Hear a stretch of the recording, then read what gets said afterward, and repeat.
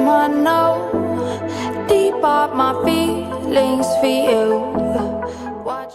My good people, and welcome back to Reality Latest Gist. Welcome back to your #1 channel for latest news on politics and many other cocoa wey dey sup for inside this our green country, so we be Nigeria. And once again, we don't come with breaking news, we don't come with updates. We get reports for table like this wey the general public need to dey aware about. And the cocoa now be say vigilantes for inside Uromi, Edo State, them now don't carry matter enter streets. Them now don't dey do I no go gree, I no go gree. Them now don't dey do protest after the state commissioner of police don seize their weapons. And this protest, so my good people, e dey join body among the series of tensions wey dey for inside Edo State. And based on say tori people now need informate, tori people now want to understand wetin dey fully dey sup, so we now can share the informate give the general public. Speaking during the protest, one of the vigilantes now wey dey do protest, one of the vigilantes wey dey do I no go gree waka now come dey yarn dey give tori people. Say they don't gather or they don't plaster until federal government answer them. And him now wey dey yarn dey give us, so he say him be vigilante for 21 years. And the group constantly let men they know say they don't dey work closely with divisional police officers them for years. They help to maintain peace for inside the area. Some kind environment there now where policemen not to know about, some kind environment wey be say police people now they know to get the intel, they know to know how the place they be like, they don't know the nooks and cranny. And these vigilantes then I go carry them enter. And the vigilantes then I go show them the way. And the reason why they do like this now to make sure say peace come board for inside Edo State. Now to make sure say they encounter any jagoda activity or any jagoda person. And also many of them they claim say they not be just ordinary vigilante. They receive training from government, including arms handling, plus tactical movements and other security operations. And after they don't finish the training, after they don't finish the needful, men now can issue them certificates. But however, as the Edo State Commissioner of Police can enter office, the man now can order for men now to come retrieve the weapons of the vigilantes as part of a bigger plan now to plaster security architecture for inside Edo State, as part of a bigger plan to make sure say jagoda activities no happen.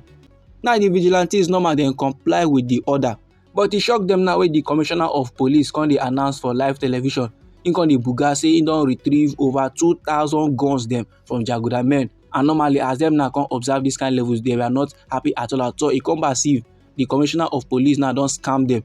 Now them now they cry for their guns back. Them now they yarn.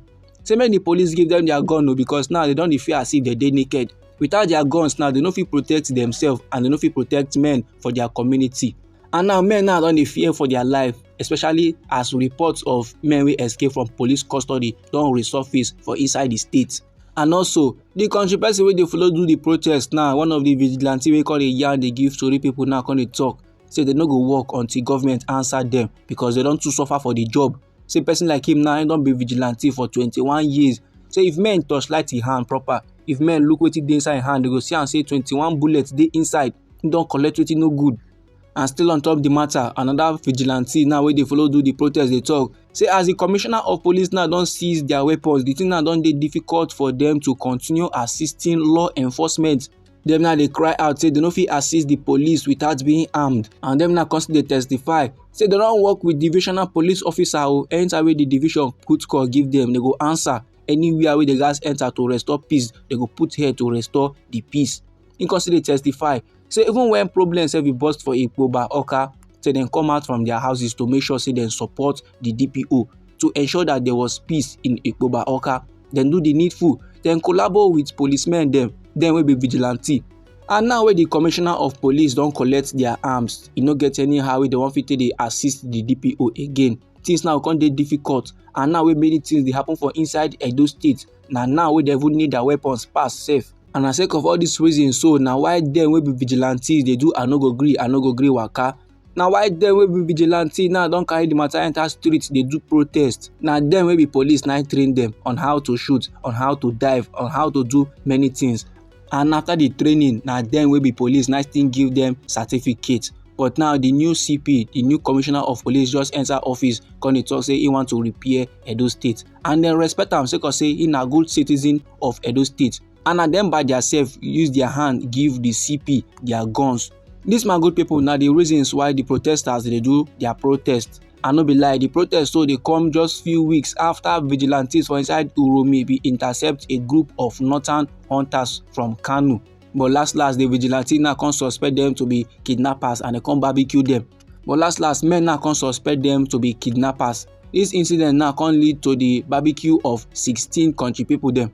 And sake of that development, there was outrage and condemnation from northern leaders, including the Arewa Consultative Forum. Meanwhile, still for inside Edo State, the chairman of the All Progressive Congress for the state, this country person dey go by the name PR0T3ST, he now don dey call on the Independent National Electoral Commission wey be INEC.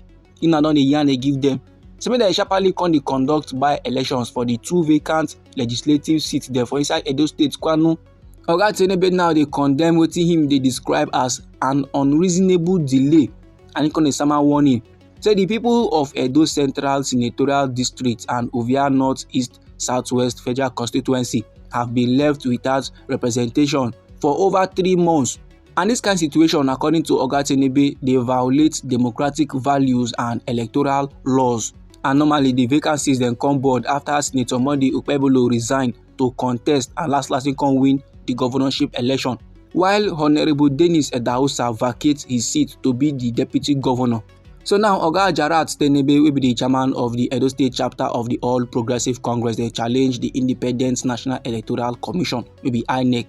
They challenge them now, so make them act promptly, make them act sharply without further delay. And if it be say INEC they no get the capacity, if it be say INEC now they no get the ododo or they no get the instruments to conduct the election or to organize the movement, may they just quickly transfer the responsibility to the Edo State Independent Electoral Commission. Them they get the materials, they get the necessary, they get everything to conduct the election. And Oga Tinubu comes the yarn. Oga Tinubu comes the let men they know say the continued absence of elected representation, it dey disenfranchise the public and it dey damage the credibility of the democratic process. But however, my good people, even as all the levels now where Oga PR0T3ST dey yarn are legit, men dey see reasons to believe say them now just want to do election make it be say na their candidate na come last win, and they'll come dey raise alarm say na their party now don become majority for inside the Edo State House of Assembly, and reports bin dey ground say sake of the men wey defect from the PDP go the ruling All Progressive Congress, they come make the lawmakers of the All Progressive Congress now come become majority, and that na sake of say now they don dey handle 13 seats while the People's Democratic Party dey handle 11. Sake of this development, the All Progressive Congress now comes to the yarns make them change the Speaker of the House, because the Speaker of the House na a PDP person. Them now dey yarn say sake of say the majority of lawmakers for the Edo State House of Assembly na All Progressive Congress, why e be say their speaker na People's Democratic Party person, they gats put a person from the All Progressive Congress so that e go balance. This my good people na the informate wey I wan share give the general public. Now anyhow the matter be you for body, or if you be say you get contributions about this very particular topic, so no let anybody or anything stop you.